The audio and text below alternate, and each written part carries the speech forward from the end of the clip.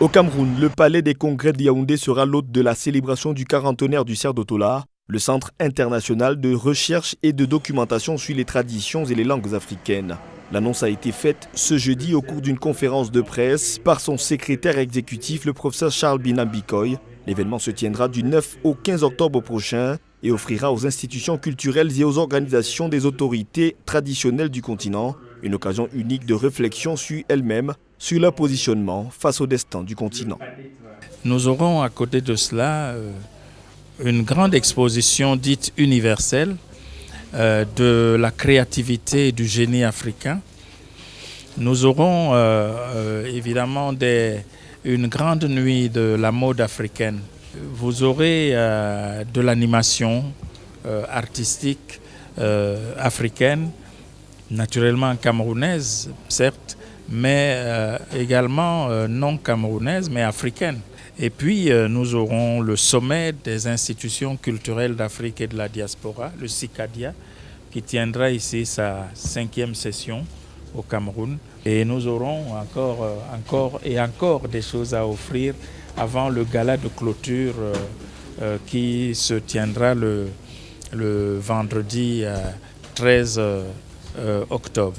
Placé sous le très haut patronage du président de la République du Cameroun, Paul Biya, et sous le très haut parrainage des 11 États fondateurs de l'institution, cette croisade internationale pour la réconciliation des cultures patrimoniales d'Afrique sera aussi le cadre d'une projection fondatrice sur les rapports entre les démarches politiques et la prise en compte des cultures et traditions africaines dans une vision nouvelle du développement. Ceci dans le seul objectif d'enraciner l'émergence de l'Afrique. Il faut sortir de la distanciation entre les concepts de développement qui sont proposés et la réalité des hommes et des femmes.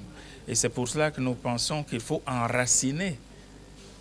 Puisqu'on a choisi d'avancer avec ces concepts, ces mécanismes, ces stratégies, ces solutions qui sont proposées au sens de la division internationale du travail, il faut se les réapproprier et leur donner un contenu qui soit notre contenu à nous et qui balise la voie en impliquant les communautés africaines, les hommes et les femmes d'Afrique, pour assumer véritablement et profondément et durablement leur destin par rapport à la quête et de développement et d'humanité qui est inscrite dans tous ces cheminements.